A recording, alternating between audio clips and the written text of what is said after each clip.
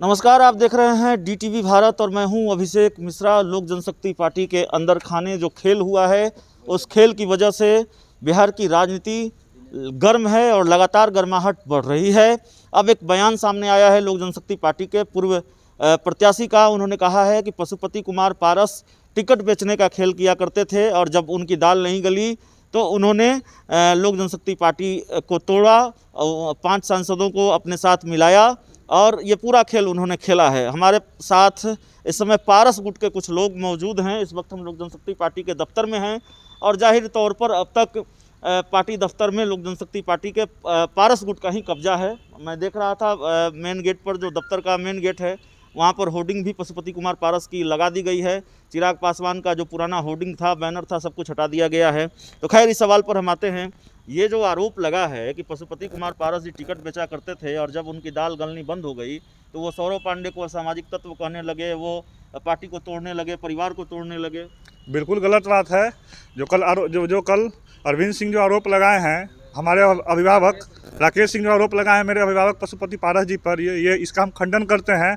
इस तरह का बिल्कुल कतई बात नहीं है। जो 2020 का विधानसभा चुनाव हुआ वो तो सब कुछ सौरव पांडे देख रहे थे।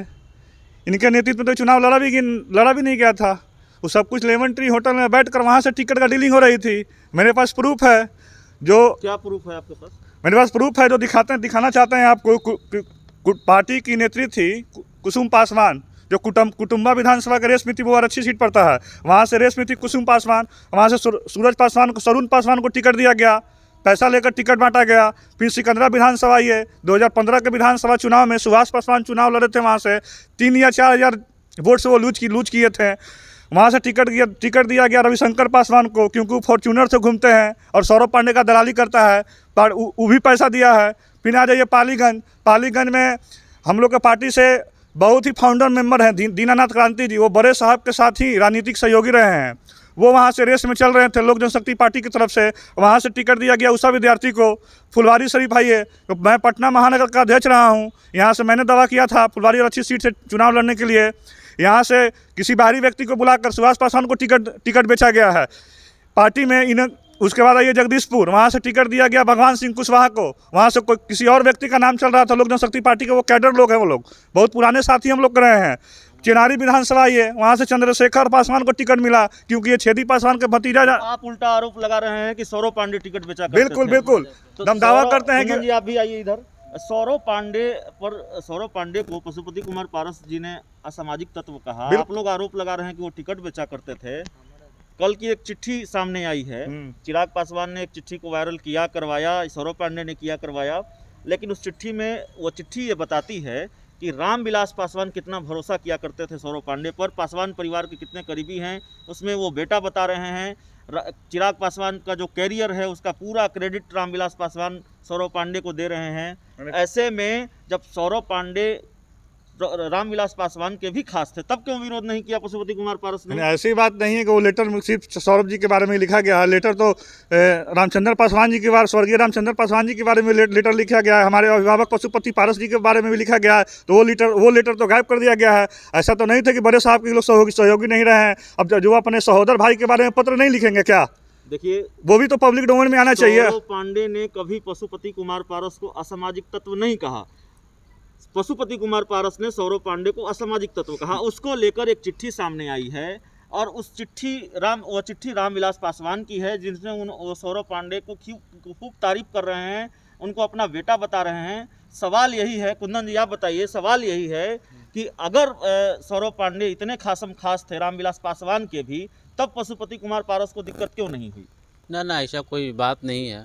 उस लेटर में आप देखिए, मान लिया अब चिराग भैया जी के वो दोस्त है सौरव पांडे, तो बड़े साहब तो मान लिया बेटा ही ना लिखेंगे, ऐसा थोड़ी है कि खिलाफ में कुछ लिखेंगे। नहीं, उन्होंने सिर्फ बेटा नहीं लिखा, उन्होंने लिखा कि अगर चिराग पासवान का राजनीतिक कैरियर ऊंचाई पर है तो सौरव पांडे की वजह से है, बेटा तुम्हारी वजह से है, और तुम जैसे दोस्त करोड़ों में एक होते हैं। इतनी तारीफ की रहा है। ऐसी कोई बात नहीं है। चिराग भाई जाके चुनाव के लिए तो वहाँ पशुपति पारस जी तो जाकर कैंपेन किए थे हमारे अभिभावक 2014 में। पासवान ने अपनी चिट्ठी में गलत लिखा क्या? गलत नहीं, वहाँ चिट्ठी बहुत कुछ कहला रही है ना। और पशुपति पारस जी के बारे में चिट्ठी, वो चिट्ठी क्यों नहीं मार्केट में पब्लिक डोमेन में आ रही है? आप लोग के पास है तो उसको, हम लोग के पास वहाँ से चिट्ठी गया तो वहाँ तक पहुँचने ही नहीं दिया गया। सौरव पांडे 18 जनवरी तक पहुँचने ही नहीं दिया गया है।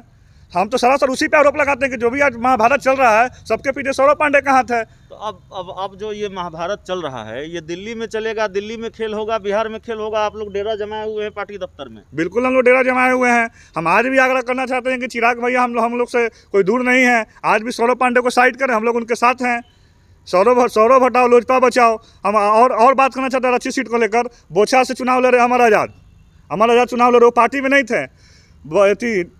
2 साल पहले जब स्वर्गीय रामविलास पासवान जीवित थे तो पासवान समाज का एक बहुत बड़ा मेला लगता है बाबा चौहरमल का, चाराडी में, मोकामा में, जो हम लोग के बड़े साहब वहाँ प्रोग्राम लगा। देश के दूसरे अम्बेडकर माने जाते हैं। अमर आज़ाद ने वहाँ पे काला झंडा दिखाने का काम किया स्वर्गीय रामविलास पासवान को। तो जो पासवान जी को काला झंडा दिखाने का काम किया है, जो पासवान जी का ही तैसी नहीं हो सकता है, माननीय चिराग पासवान जी का कैसे ही तैसी हो सकता है? आने वाले समय में क्या वो चिराग पासवान जी को कालित तो नहीं जाएगा वो? अब आप ये बताइए, एक आखिरी सवाल है आप लोगों से हमारा कि जिस तरीके से ये मामला अब चुनाव आयोग में चला गया है, राष्ट्रीय अध्यक्ष आपके गुट के पशुपति कुमार पारस हैं और जाहिर है राष्ट्रीय अध्यक्ष तो पार्टी का कोई एक ही होगा। चिराग पासवान ये दावा कर रहे हैं कि राष्ट्रीय कार्यकारिणी में हमको बहुमत है। तो लगता नहीं है कि पशुपति कुमार पारस की मुश्किलें बढ़ रही हैं? और ऐसे में फिर आप कार्यकर्ताओं का क्या होगा? आप क्या डिसीजन लेंगे? पशुपति कुमार पारस के साथ रहेंगे या आपके अंदर भी कोई असमंजस है, कोई उथल पुथल है? कोई असमंजस मेरे अंदर नहीं है। हम लोग मजबूती के साथ हैं, पशुपति पारस जी के साथ हैं। हमारे अभिभावक हैं, उनके साथ हम मरते दम तक रहेंगे। और बात रही राष्ट्रीय अध्यक्ष की, तो निर्विरोध पशुपति पारस राष्ट्रीय अध्यक्ष जी चुने गए हैं, तो उसके लिए हम निश्चिंत हैं। लोक जनशक्ति पार्टी हम लोग की रहेगी, चिराग भैया की भी रहेगी और बंगला हम लोग के साथ ही रहेगा। हम लोग बंगला में आज भी हैं, कल भी रहेंगे हम लोग बंगला में। तो चिराग पासवान अगर राष्ट्रीय अध्यक्ष बन जाए पशुपति कुमार पारस की जगह तो कोई दिक्कत कैसे बन जाएगा? लोक जनशक्ति पार्टी का अपना भी तो संविधान है, एक व्यक्ति एक पद। लोक जनशक्ति पार्टी के संविधान के अनुरूप ही तो हम लोग चल रहे हैं। तो चिराग पासवान तो एक ही पद पर थे, वो तो कहाँ एक पद पे, कहाँ तो वो 3 पद पे थे। कैसे? वो संसदीय बोर्ड के अध्यक्ष थे, राष्ट्रीय अध्यक्ष थे, संसदीय दल के नेता थे, 3 पद पे वो थे उस टाइम। जी, तो यही तो पशुपति कुमार पारस के साथ भी है, वो संसदीय दल के नेता हैं, राष्ट्रीय अध्यक्ष भी हैं। बिल्कुल। और केंद्र में अगर माननीय नरेंद्र मोदी जी के थ्रू माध्यम से अगर केंद्र में केंद्रीय मंत्रिमंडल में शामिल होते हैं तो हमारे गार्जियन अभिभावक पशुपति पारस जी एक पद से इस्तीफा देंगे। तो आपको भरोसा है कि केंद्र में मंत्री नहीं, भरोसा ये हमारे अंदर की तो बात है नहीं। आने वाला समय बताएगा क्या होगा। चलिए, तो आने वाला समय बताएगा क्या होगा। लेकिन जो पशुपति कुमार पारस गुट के नेता हैं, कार्यकर्ता हैं, वो पार्टी दफ्तर में जमे हुए हैं और पार्टी दफ्तर में बहुत कुछ बदलाव है। पशुपति कुमार पारस का होर्डिंग लगा दिया गया है। जो आरोप लग रहे हैं पशुपति कुमार पारस पर या पशुपति कुमार पारस सौरभ पांडे पर जो आरोप लगाते रहे, उन सवालों पर बातचीत हुई पारस गुट के नेताओं के साथ, कार्यकर्ताओं के साथ। तो इस रिपोर्ट में इतना ही। बहुत बहुत धन्यवाद।